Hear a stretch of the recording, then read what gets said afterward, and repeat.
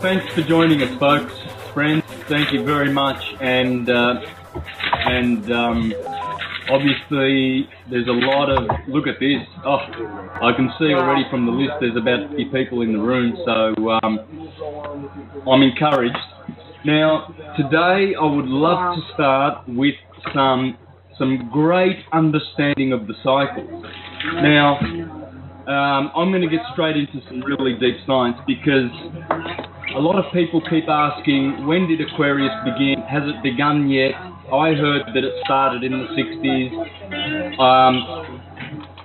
is what people are saying to me. There's so much confusion that there are still people saying that it hasn't yet begun. Well, today what I want to do is to prove that it has begun. According to the timekeeping system that exists, that is just recognised throughout all the sciences, okay? Whether it be biblical. Someone's got their mic on too, by the way. It's coming through pretty loud. It's going to come out in recording. Some babies in the background. Yeah, we need to mute all of our mics, everyone, please. Yeah, please. Everybody, please. Can you mute? It's not distracting me as yet, but it will be messy in the recording.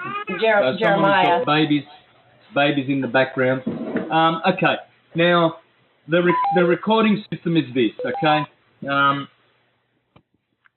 I'm going to go straight to the Holy Word of God, folks. And the Gospel of Luke is it's quite revelatory what Luke reveals, some great astrological gems. So let's have a look at that, and then we'll what I want to do today is establish that the 5 big boys of the solar system, i.e. Jupiter, Saturn, Uranus, Neptune, and Pluto, the big outer planets that have long orbits. Jupiter with 12 years, Saturn with 28 to 30 years, Uranus is 84 years, Neptune is 168, which is exactly double 84. Note of that. And Pluto is 248 years. All of these timekeepers, all of them mark periods rounded out to 1,000 years. Simple as that. So when you double that, you get 2,000 year periods. Okay. Now these 2,000 year periods are the epochs or the Platonic months that are allotted to a sign.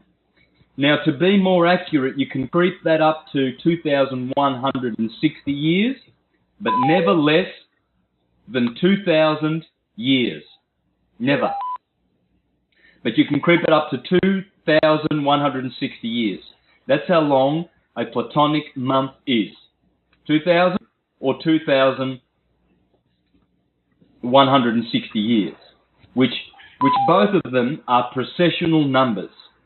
Now, the number that we're going to hone in on more accurately is not 1,000 rounded off. It's to the exact number is 1,008 years. Okay, so we're going to look for those periods, but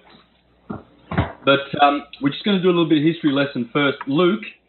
Now I hope I don't need my glasses here. Okay. Now Luke chapter 2. Very interesting, because Luke chapter 1 contradicts Luke chapter 2.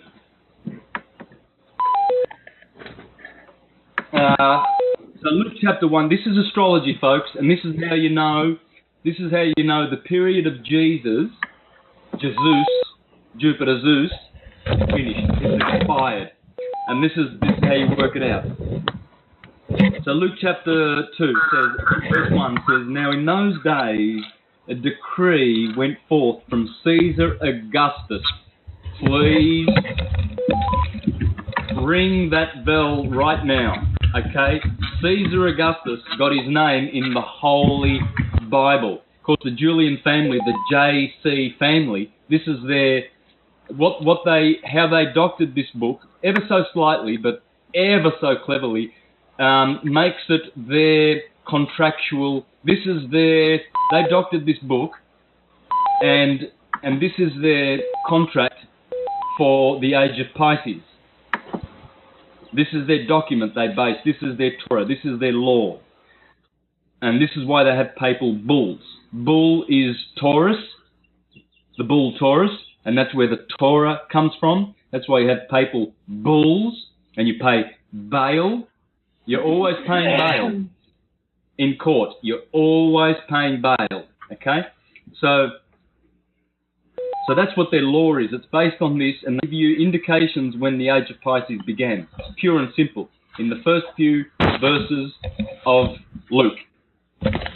Now, goes on to say, someone's still got their mic on and starting to really... guys, you've got to go up and mute yourselves. It's at the top somewhere.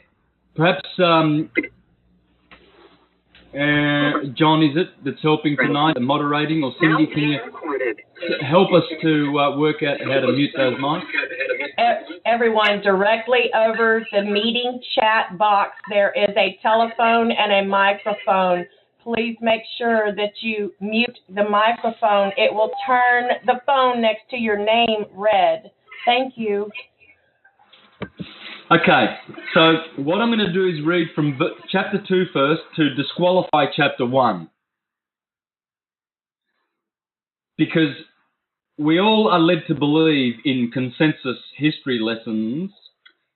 We're all led to believe that Anno Domini, AD, goes back to when Jesus was born, because Jesus is the Lord. So we're living in the year 2013 AD, year of the Lord, Anno Domini. It's not Jesus, rest assured. It's Caesar Augustus. Caesar Augustus is the only Lord that required the earth to worship as a god on earth. And that's why it says there, now in those days a decree went forth from Caesar Augustus for all the inhabited earth to be registered. Yeah, that's Rex, the king. So you register and you can get benefits, privileges and services, but you lose your rights as divinities. So you subscribe to the involuntary service system of the Roman Empire, which has survived for 2013 years since this Jesus tax collector came along on the scene. You know, the one that's going to come in the clouds over there and save you one day because you're too incontinent. This is the church-going mentality, you know. Anyway, I'm being distracted because I love taking hits at the stupidity of the churches, so I've got to stay disciplined. Verse 2. This first registration took place when Quirinius was governor of Syria. Interesting, because Quirinius began his governorship in the year 6 AD. And what it goes on to tell you is that Jesus was born when Joseph and Mary went to be registered, because Caesar Augustus says, you've got to be registered. So Joseph and Mary pick up and they go and register, and whoops, if she doesn't have baby Jesus, she went to register. That's the year 6 AD. Take note. It's in Luke. It's in Luke chapter 2, standing out like dog's nuts. Okay? Then when you read Luke chapter 1, whoops, they kind of tell you that Jesus was born under Herod. Well, Herod died in 4 BCE. Okay. So this is the big question that a lot of scholars have asked many, many, many times. And this is the big one that many people have left the consensus Christian buffoon story because they've discovered this. Here's a timeline. Here we are at 2013 now, and here was, let's call it, well, there was no 0. Okay, that's wrong. 1 BCE, before Common Era. So we go back 1,000 years, donk. We go back another 1,000 years, donk. There's 2012. Okay, leave that. Right, so So this is when AD begins. You see, AD, or they call it also CE, Common Era. This is the Common Era. This is before BCE, before the Common Era, and the Common Era begins with Jesus' birth. When? Over here, in the year 4 BCE, when chapter 1 in Luke tells you that Jesus was born under Herod, he died in the year 4 BCE, or after in the year 6 AD, exactly 10 years later, when Quirinius was governor of Syria, which his first year was in 6 AD. Point is this, folks. What's going on is this. The Julian calendar, Julius Caesar, Jesus Christ, began in the year 4 BCE. You add 2016 years to that, and this is the magic number, ruled by 5 of the planets. 2016 is one of the harmonic convergences of the planets. It's a natural harmonic convergence point where all the waves collapse and they all integrate at these harmonics. And this is how it works. We're going to go into that. But what we're going to find is from 4 BCE to 2012, and to be exact, the solstice of 2012, the winter solstice, December the 21st, 2012, this contract of the JC people, this corporation, had their rule. And Julius Caesar, Jupiter Jesus, the ruler, that's the true name, Jupiter Zeus, Zeus, had his rulership for 2016 years. And we're going to look at that right now. But just bear in mind that on the 11th of February, when Popey Poos left the building, or announced that he'd left the building, Jupiter, on the same day, 6 hours later, sent down a lightning bolt. We discussed this in another webinar. And where was Jupiter? If he wasn't in the mid-heaven, the strongest point, the mid-heaven, the most powerful. Opposite that is the IC, the Imum Coelum. So it's in opposite. But when you get to the mid-heaven, you have full strength. That was where Jupiter was at 5:59 p.m., 6 hours after the Pope declared that he would retire, and he could not continue his Jupiter, Jesus ministry. And this is how it works. So it's quite simple, folks. It's really simple. It's kindergarten stuff, and unfortunately, we have to resort to these true facts, and we have to acknowledge these true astrological, astronomical facts, because consensus world is not going to do it. Don't expect them to. And of course, you're here today. That's why you appreciate these truths, these gems. Only the science of precession and the knowledge of the science of precession can help us to understand all things, and the wheel and the sine wave. Okay, so here we have Jupiter, 12-year orbits. Saturn, 28 or 30. It's like the moon. The moon has got her 28 or 29 and a half or 30-day cycle. They're all rounded out. Saturn, we're going to put an asterisk there because we have to work on that one. We have to tweak that one a little bit. But the other ones, especially Uranus,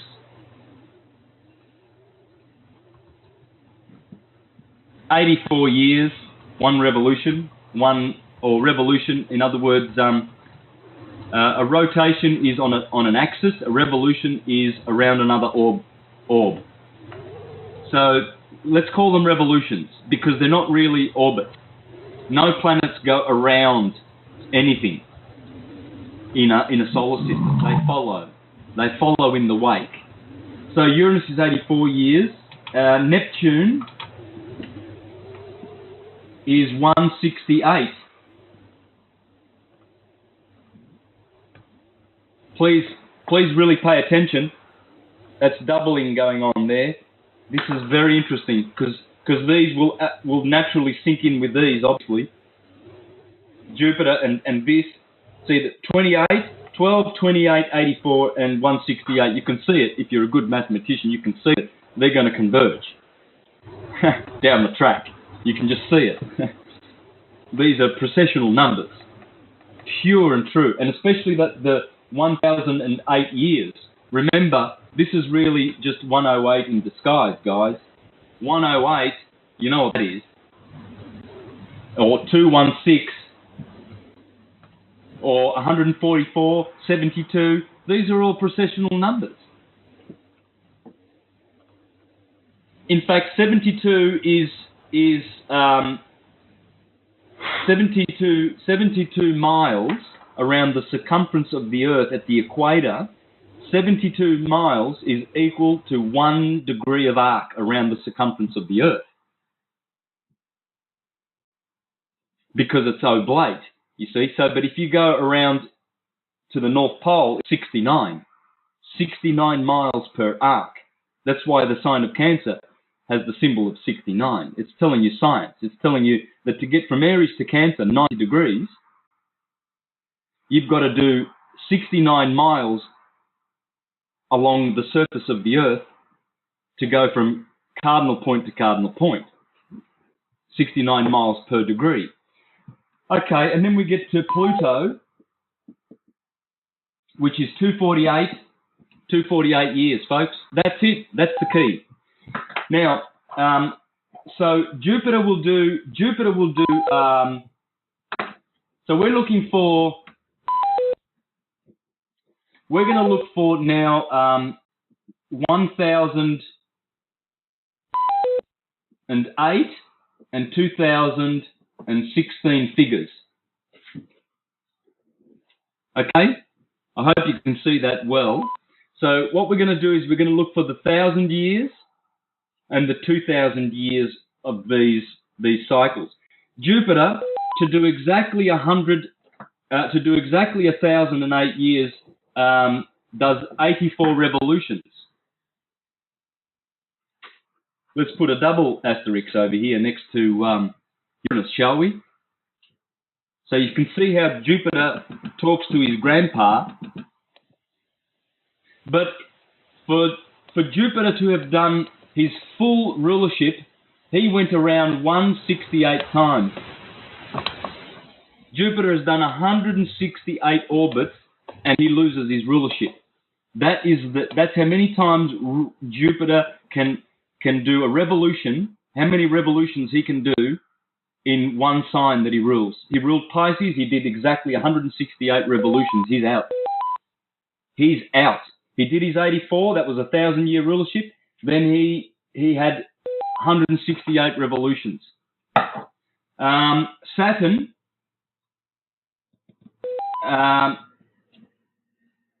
if we go with this number, he does 72. If we go with 28, he does 72 revolutions and 144. No. Sorry. Whoops. Big mistake. 36 and 72. So Saturn, 36 times will go around in 1,000 years. 36, the number of the sun.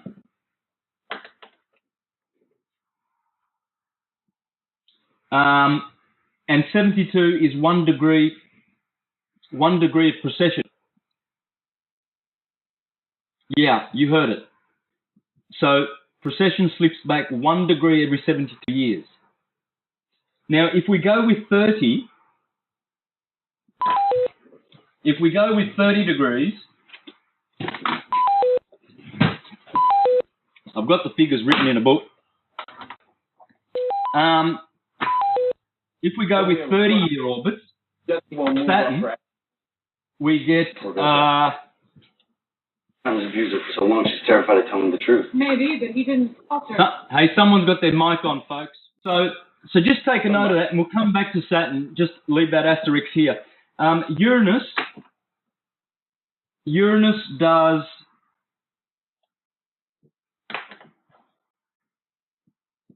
12 orbits.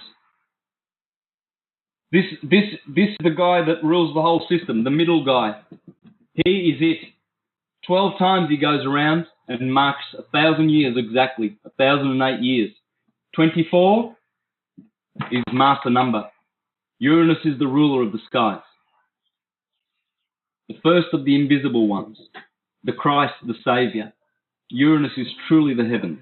He truly marks out our heavens. 24 hours a day, 12 hours. The 12-24 system comes from Uranus.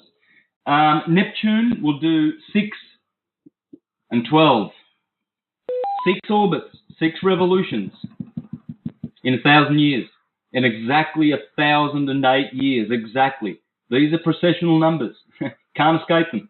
Can't escape them. You'll always see this 108, 108 everywhere, imprinted all over the place. It's plastered on the plants, it's plastered in the animals, in the blood, in the DNA. 108 is everywhere. 144, 72, 216.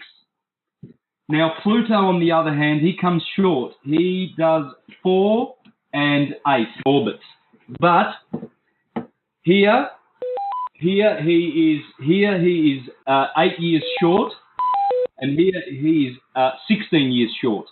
So 4 orbits of Pluto turn out to be 992 years. So it's 8 years short of 1,000 years. Nonetheless, so that's a tricky one there. But these 4 are the timekeepers. Now Saturn in particular. Why Saturn? Because Saturn is, well, if he's got a 29 and a half year revolution, that ran out to 30. Well, 30 is the degrees of a sign. So he's the perfect timekeeper. Like the moon. The moon is always an orb that defines the number 30. You know, a 30-day month. And the month is always around the number 30. So Saturn has his 30, the moon has her 30. So they are timekeepers. The moon is to the Earth what Saturn is to the Sun. How the moon interacts with the Earth, pulling and tugging, is exactly how Saturn interacts with the Sun. And it's his cycles that predominate. Now, that dominate the Sun, the interaction of Saturn with the Sun. But there was another point about 30 degrees of Saturn. I was going to elaborate on that, and well, there you go. Saturn turns out the number 72. That's quite unique in all of these orbs. 72 is that great number, the average room temperature, average heartbeat, rate of heartbeat, average human lifespan. 72 goes everywhere. You can even just look up Google and put in, just put in the word 72 and the meaning of the number 72, and you will get websites, entire websites, dealing with where you'll find and bump into 72. Okay, so that's all I wanted to do with that, folks. I can really go on more. I'll leave it for questions for later, so that you can perhaps ask some questions. But take note of those numbers. You'll see a lot of doubling going on here. Now, what I want to do is go on to another subject totally different. So you see, this shows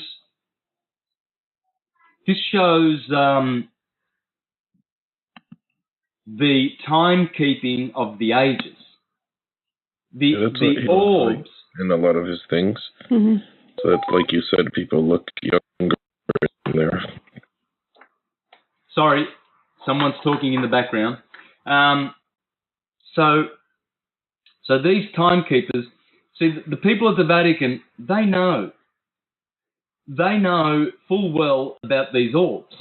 They've got the best astrologers on the planet. And so they have to respect the heavens as above, so below. So respectfully, there won't be any more popes exercising the office of St. Peter for another probably another 22,000 years, because Jupiter don't come back till Sagittarius rules the equinox. And that's a long time away, from Aquarius to Sagittarius. It's a long time away, 6,000 years. Anyway, the other thing I wanted to talk about today was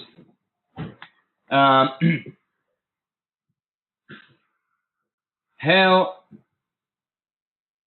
precise to the day is the science of astrology. Now, I've had in my possession this book for probably 15 years. I got it from my naturopath, one of the best naturopaths, homeopaths, just wonderful, insightful man, Jim O'Hearn here in Melbourne. Jim O'Hearn has great reputation.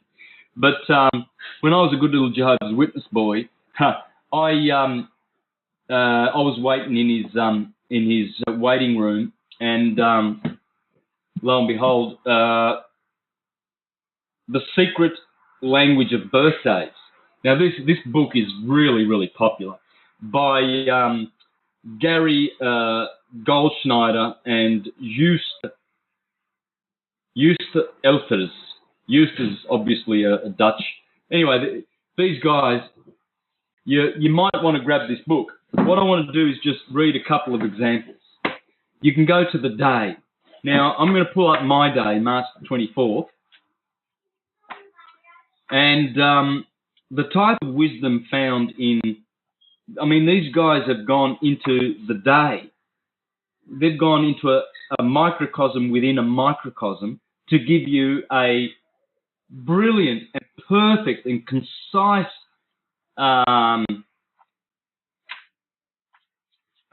overview of the dynamics, propensities, etc. of a person born on a degree. And this is what the ancient astrologers knew. Here, Firmicus Maternus will tell you that if you're born and a certain degree of the ascendant comes up, if that particular degree comes up on your ascendant, and you might have criminal inclinations, the next day or the next degree, someone born 4 minutes later, that inclination totally disappears. Totally disappears. There are 4-minute increments in the zodiac, because you see the sun travels 1 degree every 4 minutes. You can watch the sun and you can see it travels, if you measure a degree, it will travel that in precisely 4 minutes. 24 minutes per 6 degrees. And those 6 degrees increments, they are called terms in astrology. So when you hone in on these and you narrow it down, this is how these guys did it, because what you get is, all right, let's have a look at this, shall we? I did this last week, but before I read from here, I just want to show you how it works.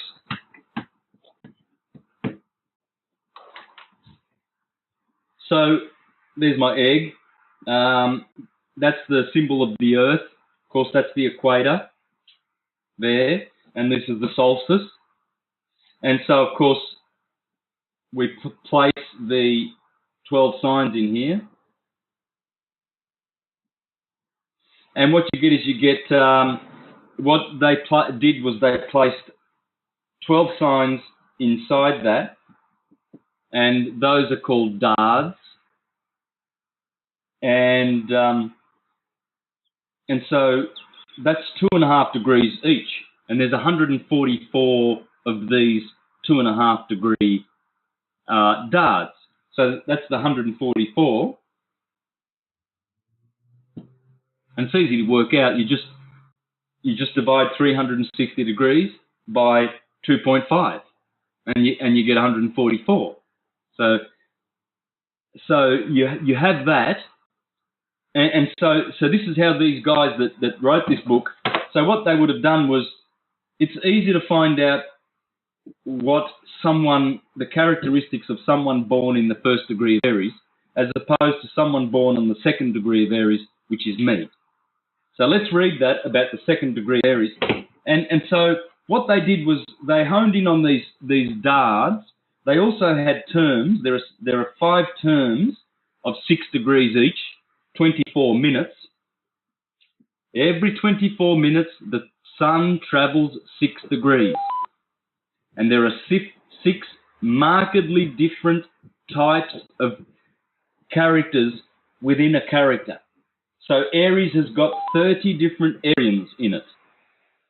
Because as the sun travels degree for degree, it finds itself in the rulership of different planets. Because you see, inside the wave, there's another wave, and inside that wave is another wave, and on and on and on and on to infinity. So inside of Aries is another zodiac, starting at Aries, finishing at Pisces. Also, it will be, there'll be 3 decans, right? So the first one belongs to Mars, the first decan of Aries. The second one belongs to the Sun. And the last one belongs to Venus in Western astrology. So these are the faces. These are the faces of the sign. So Mars rules the first decan of Aries, but Jupiter rules the first term, the first 6 degrees. So I was born in the face of Mars, but in the terms of Jupiter. So there's got to be some martial angriness about me, but there's got to be some jovial. I've got to have some happy-go-lucky, fool in me, like the fool in the tarot. So in other words, I've got to have a little bit of optimism, jovial optimism. Okay, so let's have a read of that, and then perhaps we can do someone else's day, if you'd like. But here we go, March the 24th, okay? March 24th people are spontaneous and direct. That's me. And generally prefer to keep life as simple as they can. How do these guys know this? Because they've got the rulership of Mars. They know what Mars energy is. It's fire. It's the element of fire. It's intuition. But then they go into the decan or the face of Mars, and then they go into the term of Jupiter, and then they go into what's called the dard of Aries, because I was born in the 2nd degree of Aries. Therefore, I'm also in the dard of Aries. You see, so there's a lot of Jupiter and Mars fighting for, claim over my energies, But you've got to remember, it's Mars in the big 30, in the big space of 30 degrees. It's Jupiter in the small confined space of the term, because they all rule their different fractal, and they all rule a part of the sine wave. Jupiter will always be the first 6 degrees of Aries. You can't give it to any other planet, because Jupiter is the angular momentum planet. Jupiter is Amon-Ra. He's always the first. He always bullies the others out. Jupiter he's got to have first terms, right? Anyway, let me continue. When confronted with problems, whether in their work or personal life, they tend to make broad choices and avoid entanglements if possible. Oh yeah. Yet fate seems to serve up complexity again and again for them, whether in the form of difficult individuals or challenges which they must surmount. Finding the simplest manner with which to deal with such complexity can become a most pressing task. There is an undeniably childlike air about March 24 people. Their natural demeanour and openness is usually apparent at first meeting. Because of their attitude of wonder and expectation, however, they react worse than most to disappointment and rejection. And in extreme cases, severe depression can overcome them. Indeed, for many born on this day, a tinge of sadness is a lifelong companion. Now, I can vouch for that. I can vouch for everything that I've just said. And when you understand how astrology works, when you look inside the fractal, inside the fractal, inside the fractal, the wheel within the wheel within the wheel, because that's all astrology is. It's wheels within wheels within wheels. And the master who has the intuition that understands those wheels is the one that gets to understand and grasp this science. These guys are purely connected into the science of astrology. They have completely mastered the science of astrology. I've been onto these guys for, as I said, probably 20 years. I forget when I first bought this book.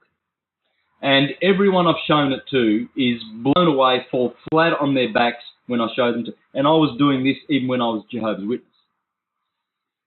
Okay. Modesty. March 24 people usually display a quiet demeanour. Rarely do they enjoy speech for its own sake. Instead, they prefer to express themselves physically, whether in love, hobbies, or athletic endeavours.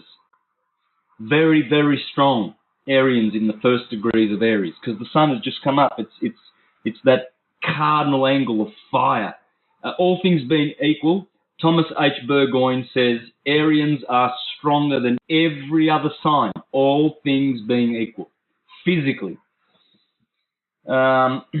And the same goes naturally, all things being equal, for all the cardinal signs, because they are where a lot of dynamic energy, angular energy, is situated along the path of the ecliptic. Remember that cross. That's why you have the ecclesiastical and the political cross. Trial. Okay, let me continue. Rarely do they... Okay. They can make highly satisfying partners, both as mates and co-workers. In addition, those born on this day seldom arouse antagonism in the workplace and are highly prized for their ability to unassumingly produce steady results. Modesty is a fine attribute of many March 24 people. Those born on this day can in fact be retiring, sometimes shy, yet it would be a great mistake for others to assume that they are passive or an easy touch. Yeah, that doesn't happen. March 24 people, they know how to defend themselves, and sometimes they add a little bit of interest in return when someone attacks them. I know, because that's what I do. and that's just, that's the negative attributes of Arians. If they get you on the wrong side, Arians can be quite vicious. And so can Scorpios, because they also have Mars. Mars is an attacking, athletic, angular, martial energy. It's destructive. It's very destructive. People have a lot of Mars in their life will have a lot of scars. I've got scars all over my hands. I've wrecked every bone and finger of my hands and broken my collarbones. This is all because of martial impetuousness. Arians can be a little bit impetuous. Someone's just turned their thing on too, by the way. I can hear some. Okay, just checking the room, and that's brilliant. There's a bunch of people there. Fantastic. All right, let me continue. There's a little bit more to read, and I want to do this because you folks, you know me. I don't know you. I know a handful of you guys, but you know me. You've seen me. You've seen my style, and this is it. It's been explained in just one book, and I hope I saw William Schreiber in the. Are you there, Bill? Can you pop in the chat if you're there? Yes, you are. There you are. Okay. Now, Bill is.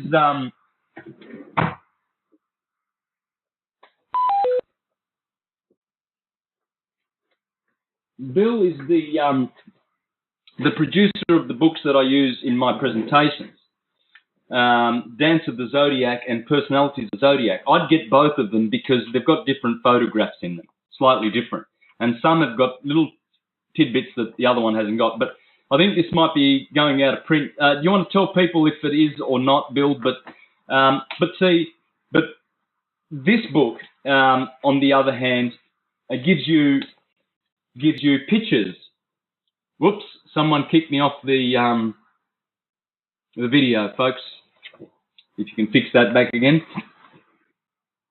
I'm still off, guys. I don't see the video. Someone needs to pop that on, I guess. Yeah, Santos, I'm trying to start a video conference again. I just booted. I don't know what happened. No problem. Don't worry. I can continue speaking. People can hear me, can't they? I'll just continue speaking then. And I'll pull up Bill's book in a minute. But Bill has shown with modern day photographs. Now, this is only something that can be done in the modern day, really properly, with real photographs showing how the ascendant, the sun, the moon, the features come through. I'd love to spend some time. Perhaps we might get Bill one day to join me just quickly, 10 minutes on one of my webinars. But I'm sure Bill will be doing webinars on the School of the Holy Science. So, but anyway, these people have also achieved the same thing. Folks, are you hearing me? Can someone pop in the chat? Yeah, I can hear. Okay. Yep, beautiful. All right. Now, I'll just continue reading then, since we haven't got video until that comes up. And it says here,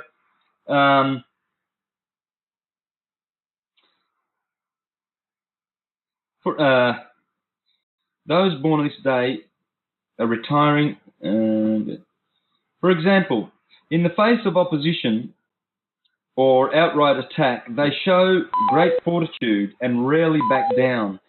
And in their home life, they generally insist that things be done their way, harmoniously if possible.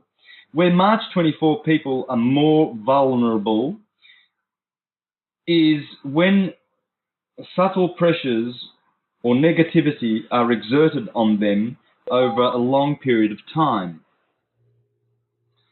These may ultimately wear them down and insidiously undermine their hopeful and positive outlook. Because of their many desirable qualities, affection, loyalty, spontaneity, it may be difficult for friends and family to understand why March 24 people so often fall into problematical situations. Part of the reason may be that the optimistic expectations and openness of those born on this day prevent them from taking a more realistic approach. Thus, Mars 24 people must learn to be more methodical and a bit less fanciful in confronting and solving daily problems. Perhaps tempering their childlike directions with a healthy dose of watchful caution and care. Yeah, they do throw caution to the wind. Those born on March 24th of the month are ruled by the numbers 6, and because 2 and 4 equal 6, and by the planet Venus. Those ruled by Venus. So you see, Venus enters the scene now. You see, so there's another factor. So there's a blend of Venus on a fractal. There's a blend of Jupiter, and there's obviously Mars because I'm Arian, and I'm in the first degrees of Aries, which belong to the first face belongs to Mars. So you can see these things coming through, but you have to hone in on the day and the degree, and find social interaction stimulating and rewarding. They enjoy romance, but the kind of love they crave is generally more affectionate in nature than passionate. However, because Mars rules Aries, March 24 people come under a Venus-Mars connection that grants sexual attractiveness and can produce a rather stormy love life. Okay, now we go under the subheading of tarot, and it says, so they tell you how the tarot connects to this too, and here it says, as if to emphasize this last point, the 6th card of the major arcana is the Lovers, symbolizing the love that unites all of humanity through integration of masculine and feminine polarities. On the good side, this card indicates affections and desires on a high moral, aesthetic, and physical plane. On the bad side, unfulfilled desires, sentimentality, and indecisiveness. And then it goes on to talk about health. This is what March 24 people need to be aware of when it comes to health. March 24 people are highly sensitive. Consequently, their health is directly related to their mental, emotional state. And to that of those around them. Above all, they should strive to achieve harmony in their relationships and living situation. Emotional imbalances can cause sickness. Now, I can guarantee you that the only weakness or debilities I've ever had in my life is due to burning the candles at both ends. And I've done a lot of that in the last 3 years. Because my position is I'm here to serve, because I've discovered certain, through my research, certain important things that humanity should be aware of. And so it gets quite addictive when you're on this path. And so I've exhausted most of my energy on this path. So this is where I need to be careful, because March 24 people are very sensitive to this emotional disturbance that can affect them. Yet, even quite serious systemic disorders can clear up if the case of the emotional imbalance is discovered and dealt with. Those born on March 24 do well with a balanced diet and should avoid powerful stimulants like coffee, alcohol, and sugar where possible. Although chocolate may be valuable for its positive antidepressant properties. Dinners composed of rice or pasta and cooked vegetables, lightly spiced, may be best for keeping on an even keel. A daily or tri-weekly regimen of moderate physical exercise is highly recommended. Advice: keep your life balanced and beware of attracting trouble. Handle small matters with care and patience. There are, in fact, details. These are, in fact, details that merit your concern. Meditation. The greatest gift that one can give to another is to reveal oneself. That's the meditation for an Arian born on March the 24th. The strengths of this person is positiveness, openness, and affectionate. The weakness, imprecise, depressive, unrealistic.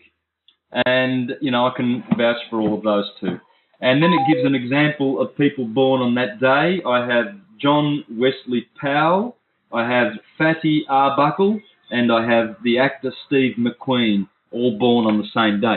So that's the sort of stuff you can get from this book, guys. I highly recommend, if you can fork out $60 or $70 to get this, The Secret of Languages, The Secret Language of Birthdays, okay? And so I want to, yes? I'm sorry to interrupt you, but we have lost your video. Yes. And I was wondering if you could maybe test your camera and see if we can get you back. Yep. Okay. How do I do that? Because I don't have a camera. I guess we've lost the video here. That's not a problem. I don't need it. Okay. We're done. I'll just take questions. I just wanted to bring people's awareness to that book, and I really want to also recommend Bill's book. I've done that many times in my presentation, but I really have not done it enough. It is a gem of gems in the astrological world. The first 3 pages, just the first 3 pages alone, explain all of the holy science that I do. The first 6 pages of this book of Bill's is just absolutely exquisite. You won't get any better. You will not get any better.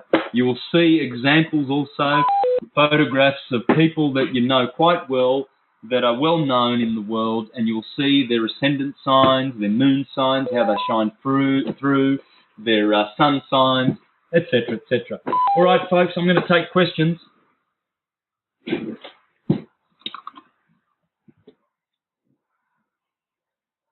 How do you allow people to ask questions? I don't know, John. Perhaps let's just put them in the chat. Okay. Everyone that has a question has raised a flag. So one by one, it starts with Cameron. Cameron, if you unmute your microphone, you can ask Santo your question. Can you hear me? Yeah. Good evening. The words of Hermes speak through you. Thanks, man. My question is more about what you spoke about a little bit earlier today in terms of the astrology at the Catholic Church. Now, where do people like that get educated? Is that something that is being taught on something separately? Or I know there's a lot of interest, obviously, on this site and people looking to learn this language from you. Yeah. Good question. The Jesuits are always on the lookout for people who are naturally talented in the divinatory arts, and they pull them aside and they get special instruction. All the cardinals of Rome, they know their science of astrology. They know it very, very well. They're all astrologers. They have to be. They have to be. But probably they would get their schooling secretly, aside from the schools, because the Jesuit schools wouldn't be teaching it just as a part of the curriculum there at all. I don't think so. Correct me if I'm wrong, but you don't get that in the universities as they used to. Once upon a time, the religions were more sincere, and they openly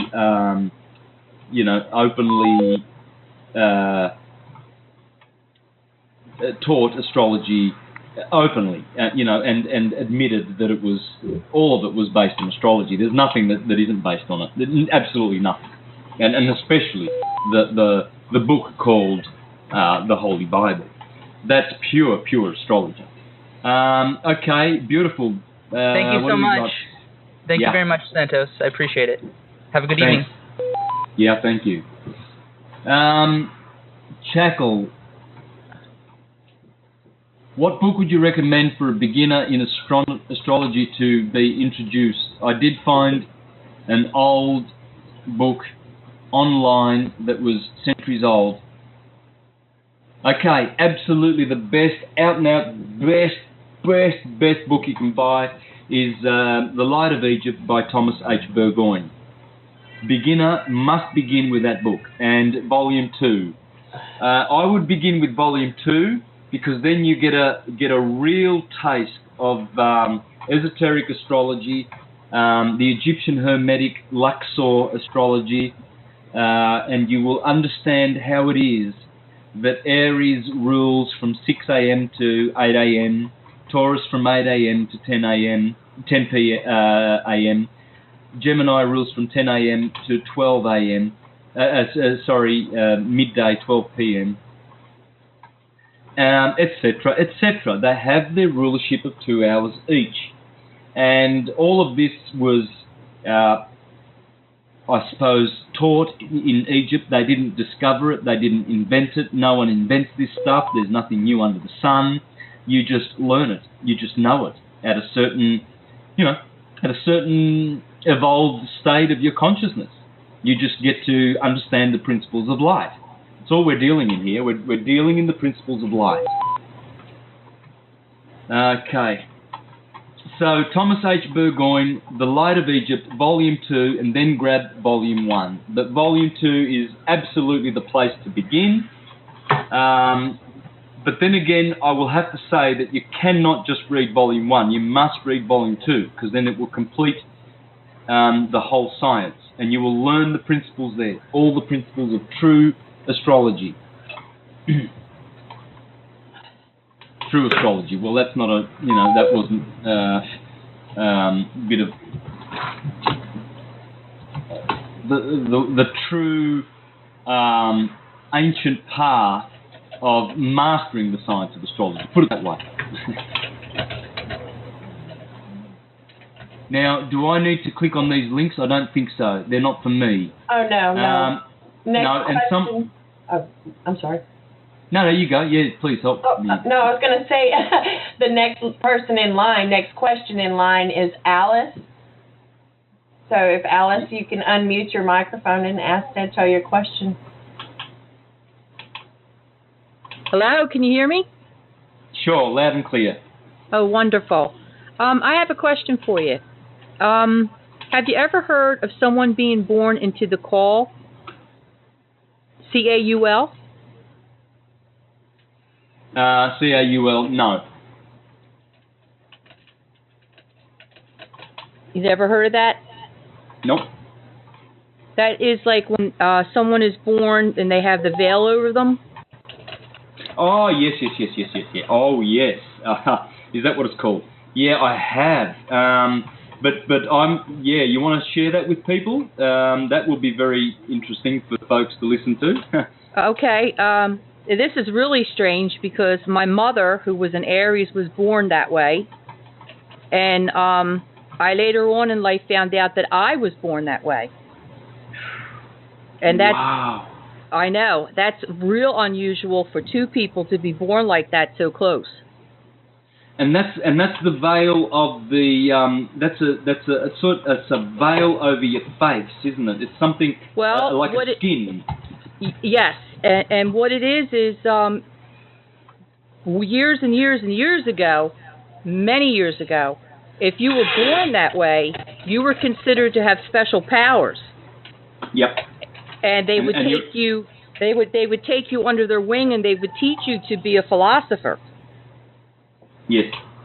Correct? Yes. Mm-hmm. Absolutely, yes. Look, the Jesuits know, they know from sight who, excuse me, they know from sight who will be a good astrologer. They know when someone is tapped into their right brain, and all you have to do is a chart reading.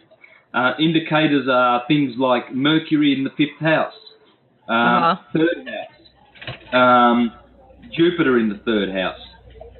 There's indicators everywhere. You just have to find out where the orbs are giving intuition and where they are giving special powers, etc.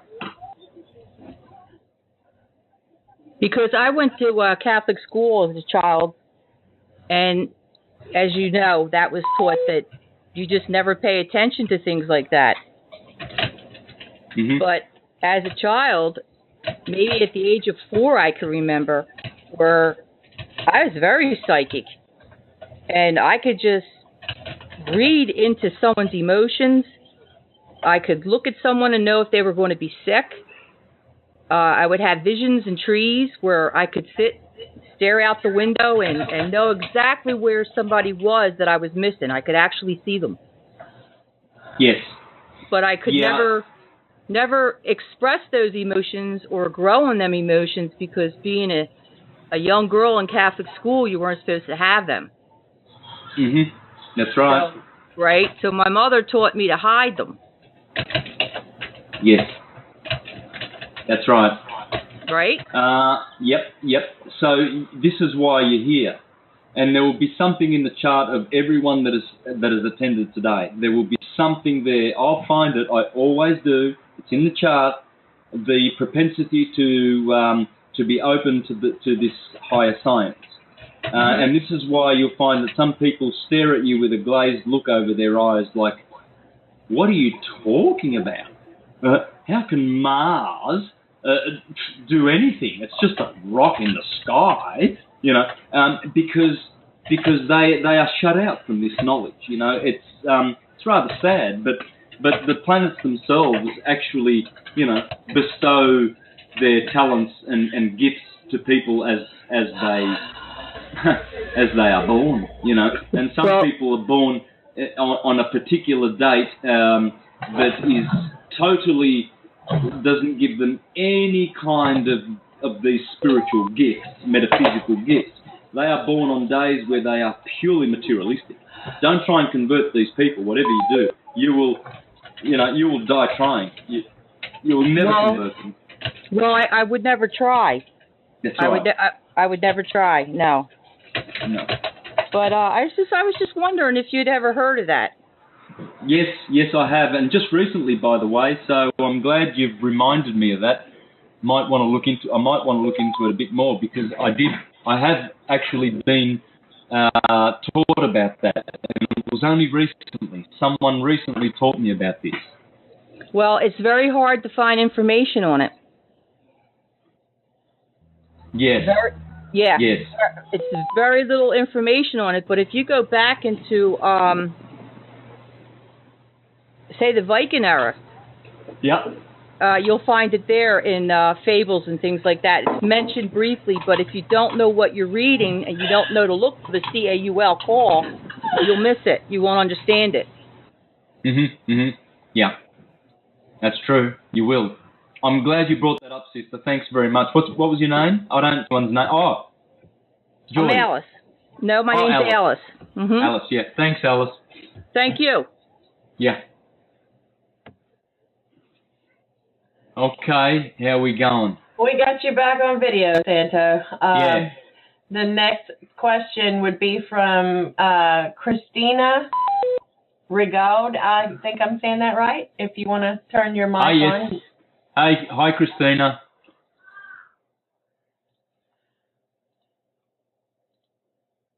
Hello? Hey, Christina, how are you? Hey, I'm good, Santos. Good stuff. I wanted to ask you to elaborate a little bit on, you know how we were talking about where we've moved out of the era of Jupiter and Zeus having such strong power over us here into Aquarius, which is ruled by Uranus and Saturn. So I was wondering if do we have any clues into whether or not the people who aren't so enlightened, do they have some kind of agenda so that since the Pope, he's gone, he's done because Jupiter is done, now they already know that we're moving into Uranus and Saturn. Are there any cults that are set up to take the reins now, or is it, you know what I'm saying? Like, there's all of this, we have all of this history. to, back up everything we just saw. Now we're moving into something different, but these people have had this knowledge for a long time. Is there any information out there that discusses any groups who are trying to, take the reins on the forces like these last group of, people did? And also Neptune, if you can elaborate on Neptune's relation to the other large planet. I know Jupiter is the grandpa, Saturn, grandson. Who's Neptune in this, and what is his relevance? Yeah, two great questions, absolutely pertinent questions. I'm glad you asked them, because Neptune gets left out a lot in my presentations, I think, and Uranus. And but when Uranus turned up in 1847, Neptune was discovered. Where did they put him? They went straight to Pisces and stuck him there. Neptune, good old, how does he go? He goes like this. So those are the two rulers of Pisces. Jupiter. That's Pisces, that's Neptune, and Jupiter is, so those two dudes rule Pisces. Both Poseidon and Zeus have been kicked out. And the other thing is to remember here is Venus is also the exalter of Pisces. Very busy sign, Pisces. Mm-hmm. Very, very busy sign. It's got two rulers, like Aquarius, but Aquarius doesn't have an exalting sign, planet. Neptune, Pluto, Pisces does. So it has three planets, three orbs in here. Mm-hmm. And of course, Venus is the Islamic religion. Jupiter is the Christian religion that we've had for the last 2,000 years. And Neptune is basically Neptune is the deceitful tricksters behind the scene, the Saturnians who have also snuck in there, the bar, and people like that. Hidden aspects. Yeah, because we've had two dominant religions in the age of Pisces, and there they are. There's their orbs. Venus is Islamic. I've proven that, There's Allah over there in Libra, where they have their Ramadan in Libra. Libra is just, the mosque. That's all it is. That's Allah. But the sign of Libra, the seventh sign, is where the sun is setting in the water.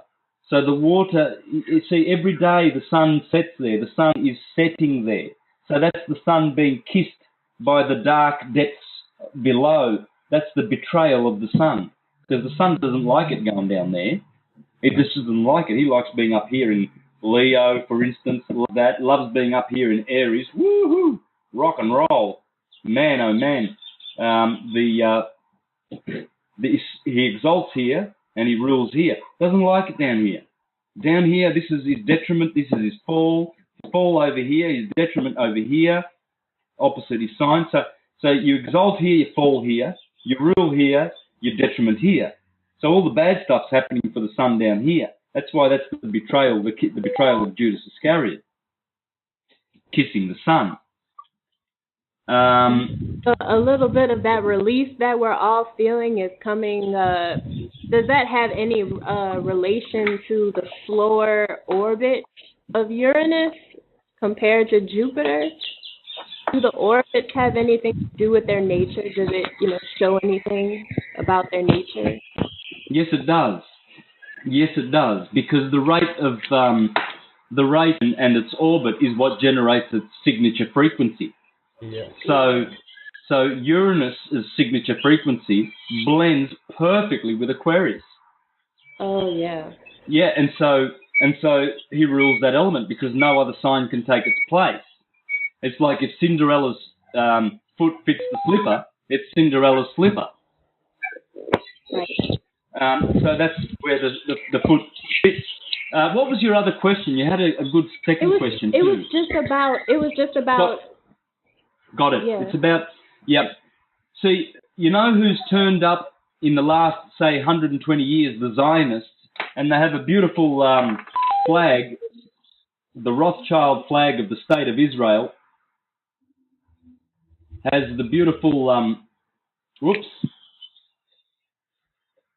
the beautiful. Move the board a little bit in towards you a little bit. Whoops. Yeah. I'll do that again because that's really shonky. But we all have seen the flag of Israel.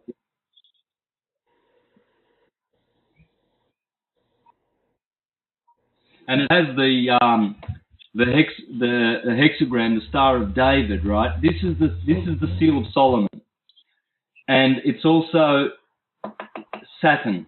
This is all about Saturn. That's why the Zionists are advertising this new corporation, this new world order, Saturn, in the age of Aquarius, because they want to have the contract for the next 2,000 years, just like the Jesus people did. Geometric shape associated with Uranus? Is it just another? Oh, what's the sacred geometrical shape for Uranus? I don't know. I'm not sure. I think Uranus is the octave of the Mercury, I guess. Mm-hmm. Yeah, and Neptune is the octave of Neptune. Neptune is the octave of Venus. Mm-hmm. So Mercury would be the ruler of air. It's the octahedron. Uranus would be the octahedron. Octahedron. Yeah. Okay. Yeah. Mm-hmm. Now, so that's who is turned up to want to take over the next 2,000 years under Saturn, because this is who Saturn is. Saturn is this guy here. Yeah, it's a detrimental version of us stepping up to the plate. Yeah. Yeah. So that answers the question about Neptune, the dreamy, deceitful aspect of Neptune in the age of Pisces. You can see how these two mix their essences. Pisces is all about ambiguity and dreaminess and indecision, doubt, faith, I believe, I doubt, two fish not knowing whether they're divine or they're going to drown or go or ascend. So it's that sort of mutable water, confusion, division, and Neptune rules that. Mm-hmm. So there's quite a lot of deception there in that sign. And so we've seen that deception. That deception is filtered through the age of Pisces. Mm-hmm.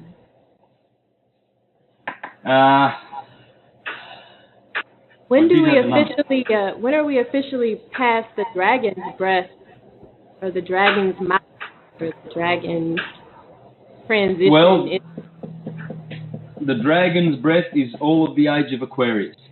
Okay, so it's the whole thing. Okay. Sorry? No, it's just the age of Aquarius, but in particular, it's probably going to be the first 1,000 years of Aquarius.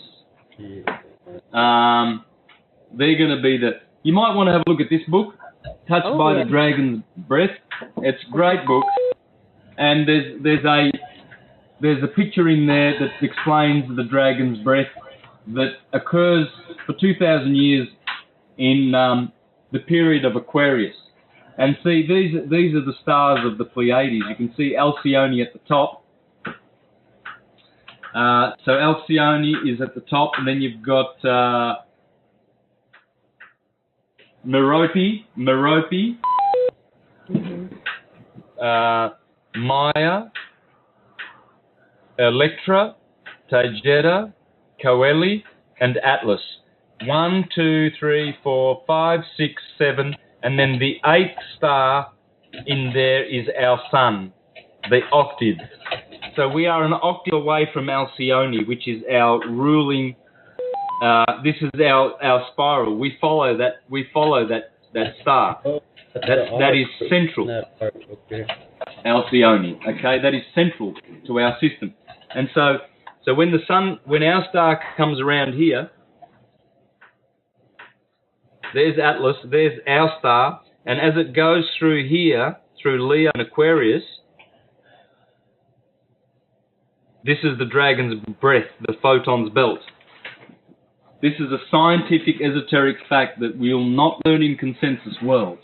They don't want you to learn that, and there's evidence that the sun is being bombarded by meteorites and asteroids and all sorts of stuff from out there.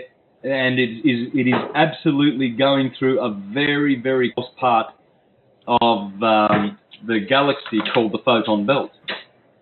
There's a lot of evidence to support that. Very necessary. Well, I really appreciate it. Thanks, Santos. No worries, Christina. What advice one who is still surrounding you, that are still stuck in Catholic world, consensus, mind, brainwashing, mind control. My advice, I can't tell you to follow my example because I'm very, very harsh with members of my family or any individuals who delight in ignorance and stupidity. And choose to block their ears because their opinions they're going to go to the grave with their opinions because they believe in their opinions. I'm not a very good example. I'm too brutal.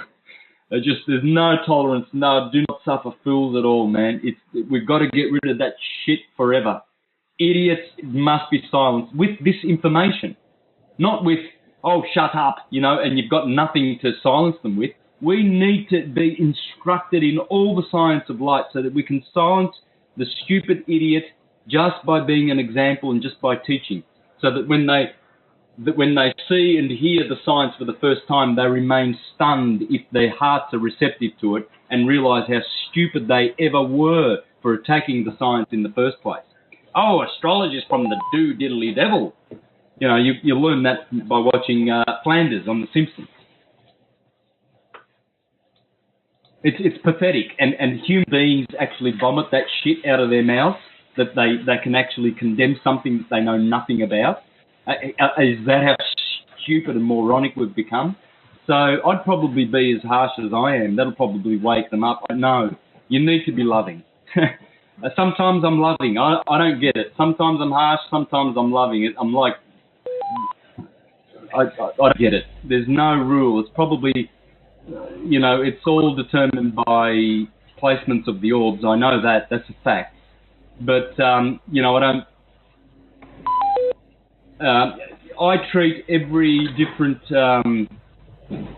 circumstance differently. So you might find that patience will help some of them, very, very patient and loving, and perhaps sit down and draw the sine wave and show them some of this science and how the cardinal points work, show them how the science of light work, and they might even get it themselves, because we've all been taught this in our days of higher consciousness.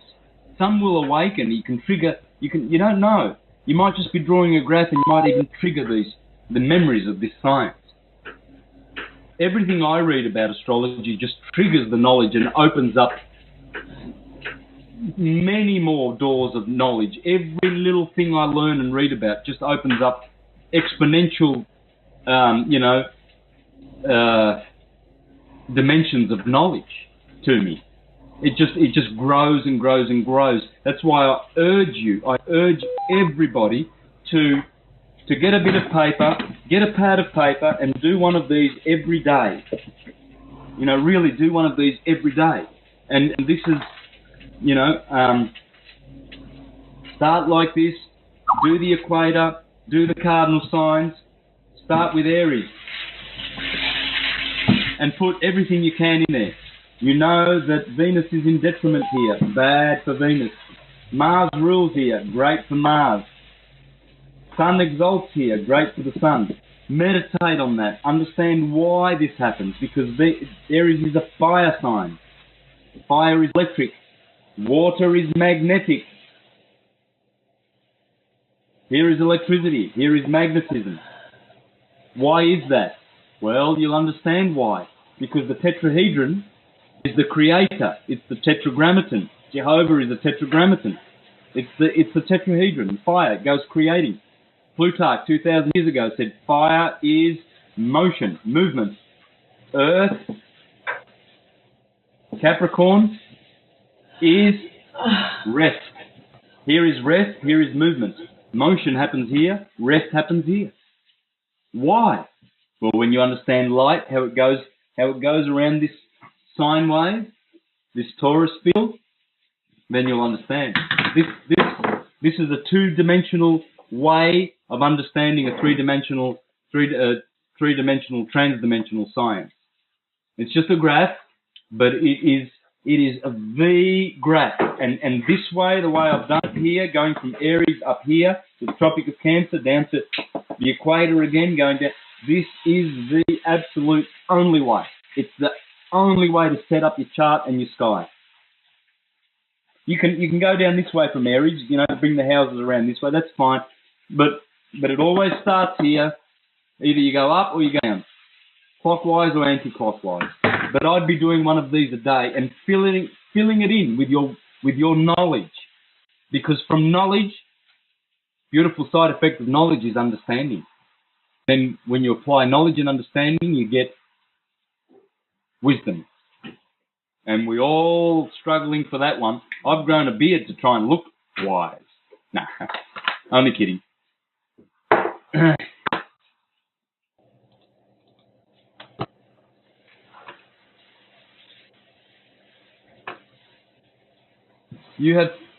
If you have time, can you talk about Phoenicus Maternus chart ruler? He says it is the sign that follows the house your moon is in when you are born, correct? Can you expound? I think the consensus is this, guys. The ruler of your chart is the closest planet to the ascendant. So in my case, well, it would have to be Uranus. So there'd be my chart, and there is the ascendant here, and there is Uranus, just in Virgo. Oops. Sorry, guys. I didn't realise.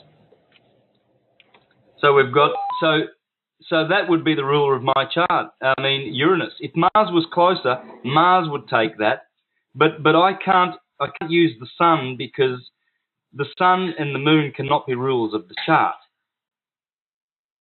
So Leo is on my ascendant, and the sun is the ruler of Leo, right? So, but the sun's disqualified from rulership.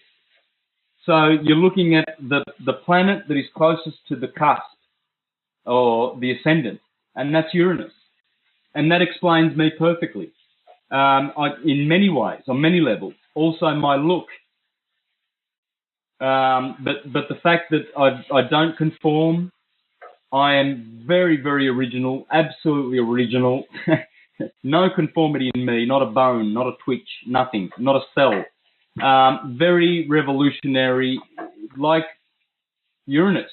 It explains everything about, but it's also very erratic. And the negative part of it is hard to deal with, but it's great to have Uranus in your first house, close to the ascendant. It determines a lot about your life. Uranus is the Christ, the Saviour. He will take you right out of the box. You're not going to be boxed with Uranus in the first house. No one's going to say, "Oh, Santo Bonacci, we're going to put you in this box. You're going to be an accountant. Accountants make a lot of money, Santo. You should go to university for 12 years to get your qualifications. No, I was out of school at 15. I'm not going to get into no box for nobody. And that's Uranus. Now, if I had, say, Saturn in the first house, that'd be different. Saturn is conventional, likes to conform, and Saturnians, get along more than Uranus. Who else could we have that would be practical? Perhaps Venus. Venus would be loving in the first house. She'd be the ruler. If Venus is right near the ascendant, she's the ruler. Loving people. Beautiful, loving people. All right. So, yes, but there are different... some consider the ascendant to be the sun sign or the sign before the sun sign. I think Dr. Turi, who I interviewed a couple of weeks ago, I think he teaches that, the ascendant. Remember that this science opens itself to a lot of intuition. And you basically just need to study the principles, the cardinal angles, and need to have an awareness of how the planets work. Why is it that the sun exalts here? Well, I've explained that. Because in Aries, the days are longer than the nights. In Pisces, the nights are longer than the days. And all of these months, all of these 180 degrees, the days are longer than the night. So that's why the sun exalts here. It's going around this way. So it exalts here and it lives here. Because here, the light reaches that part of the sine wave where it's fat and hot.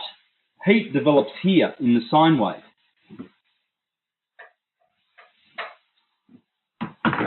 So basic knowledge of these planets and how they exalt and as they go around and where they are dignified and where they are not dignified, that's all you need. You just need these basic tools. Thomas H. Burton explains all that perfectly well. You just need that fundamental basis. Then you can start your ascendant wherever you want, I guess. You can be intuitive and artistic and go off and you can even do Vedic astrology. In Vedic astrology, I'm Piscean. And I've had my Hindu astrologer friends do my chart, and I love it. I love my Hindu chart. But Western tropical astrology absolutely works and nails everything perfectly. Medical astrology, perfect. All right, guys, I'll take another question. I noticed that there were a few people putting their dates in for chart reading. We'll do that next week, I guess. But next week, what I'd like to do too is let's have a look at more of the essential dignities. We'll go back into that. I did say to people to download on Google an essential dignities chart from Ptolemy's essential dignities, and get the coloured one, because we can go through that, and we'll see how we can derive and see where the best and the fatty parts of the chart are by studying the essential dignities. And you can see where the planets are actually in their strength or where they are debilitated. Okay, another question? You want one more question, Santo? Next in line would be David. So, David, you can unmute and ask Santo a question.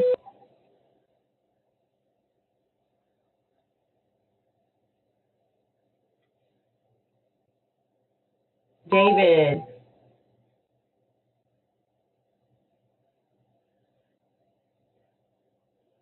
Okay, nothing from David, so let's try Jason Ritten.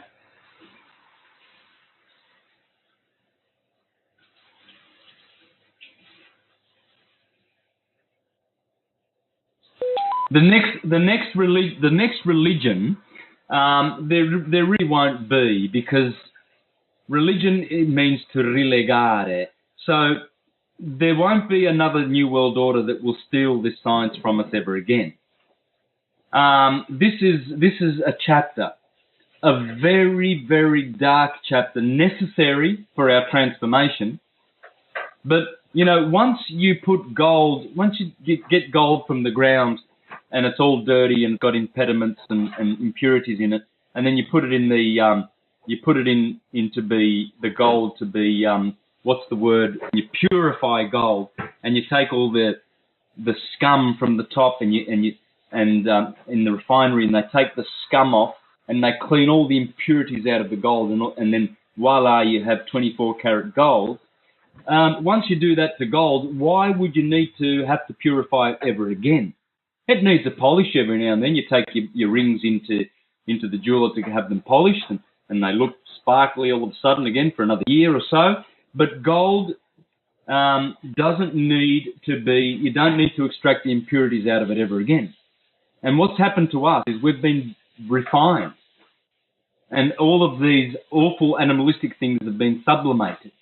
In other words, through the act of endurance and moderation and temperance and devotion, we have come this far.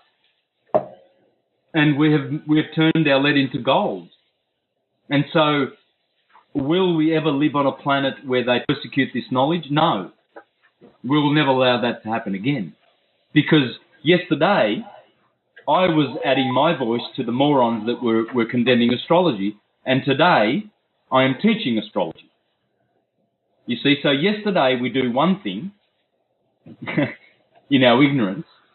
You know, so I can remember myself even just, you know, a handful of years ago, you know, like 10 years ago, saying to people that astrology is wrong because of two things. I was always saying this as a Jehovah's Witness. I was saying astrology can't be right because of processional slippage. And the other good reason, I didn't say it was from the devil, but there was another good reason why astrology was a pseudoscience, according to me 10 years ago. I forget what it was. But anyway, slippage was one of them. Alrighty. One little more question before I go. Okay, the next in line, I guess, would be Val Laguiza.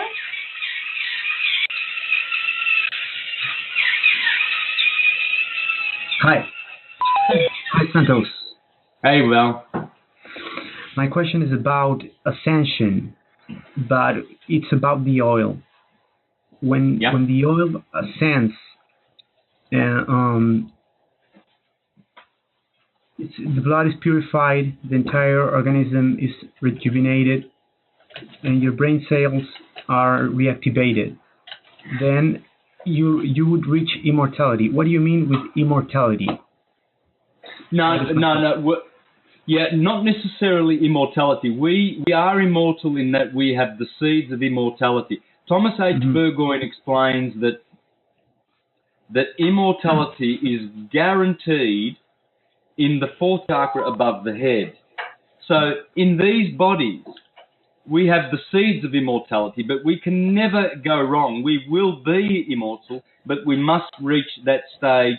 But what George Carey explains about the cell salts and raising the oil is that we can refine and balance our blood and the alkalinity of the body, and we can preserve the body, this physical incarnation, forever, if we continue to return the oil to the cerebrum.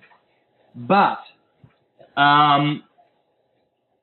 the thing is, it would have to be practiced from the age of 12, and you would have to conserve every droplet of oil, you know, the fluid.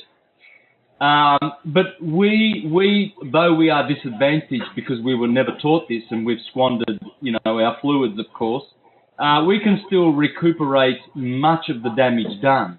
And we can conserve that energy because every fluid that is conserved returns to the cerebrum and reactivates the dormant brain cells. So the more alkalized the body, the more the cerebrospinal fluids flow cleaner less acidic, and they do ascend that chrism, and that beautiful chrism eventually reaches the top of the heaven, the middle of the head, the optic thalamus, pineal gland reactivates and secretes a new fluid called blood of the Christ, which saves.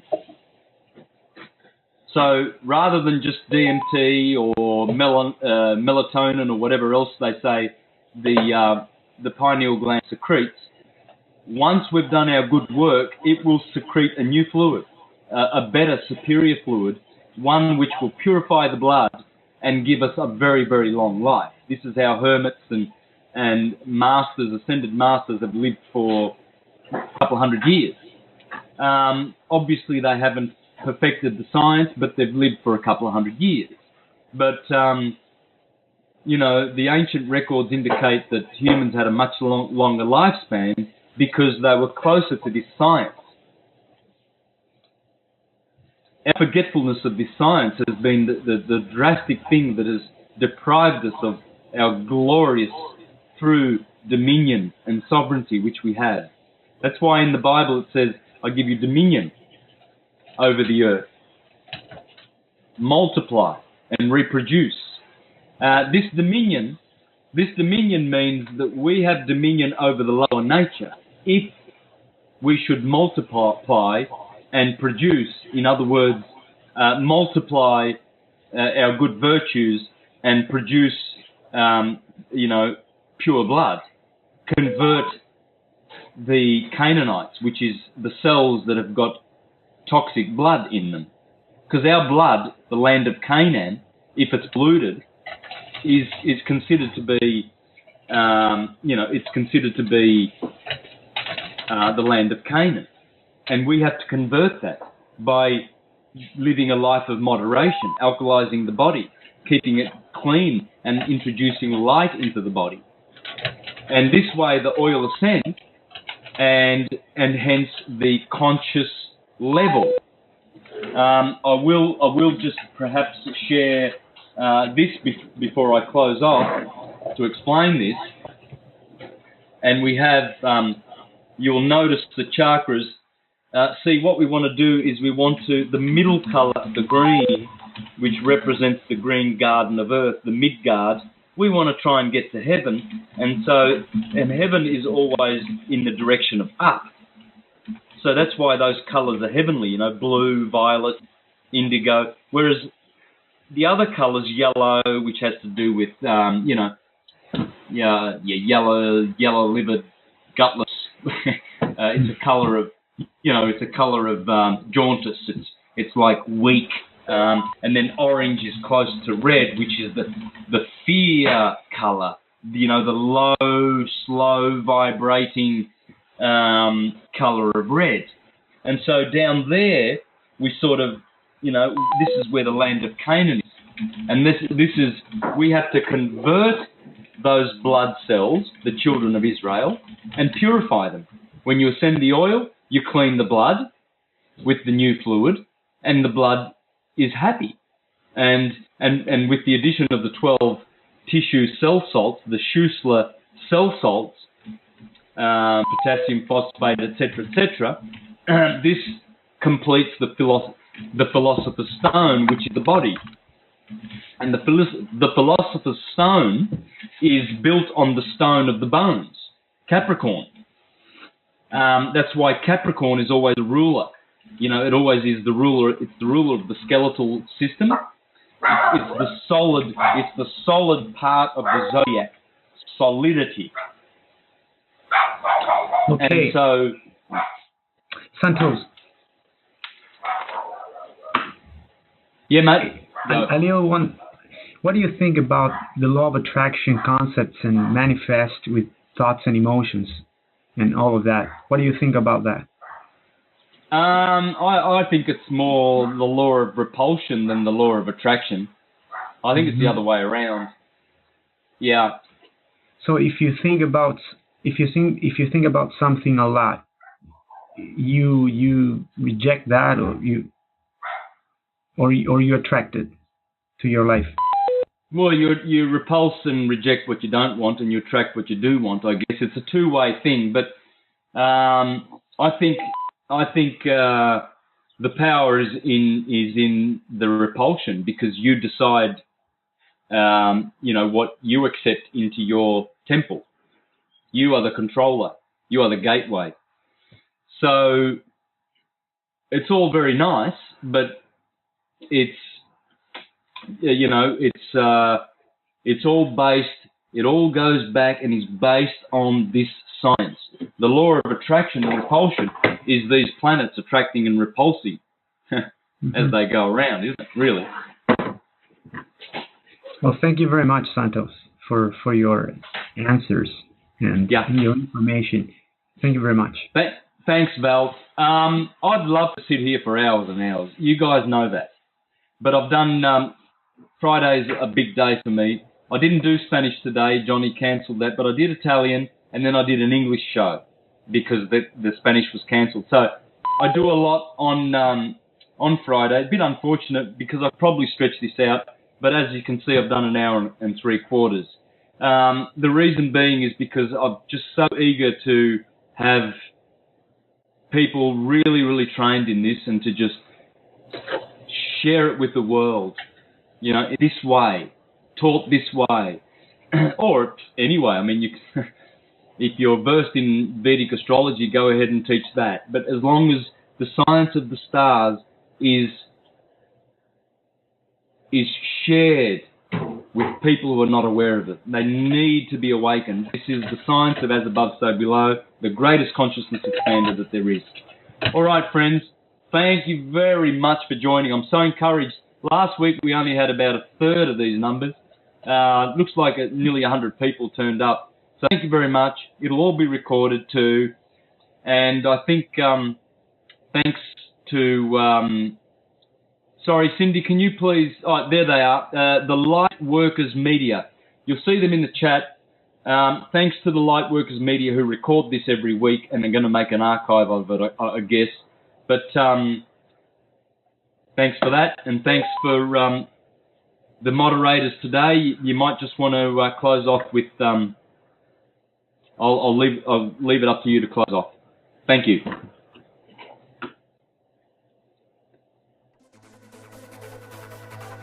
They're going to have to start the video, Santo. You can probably just go ahead and hang up now.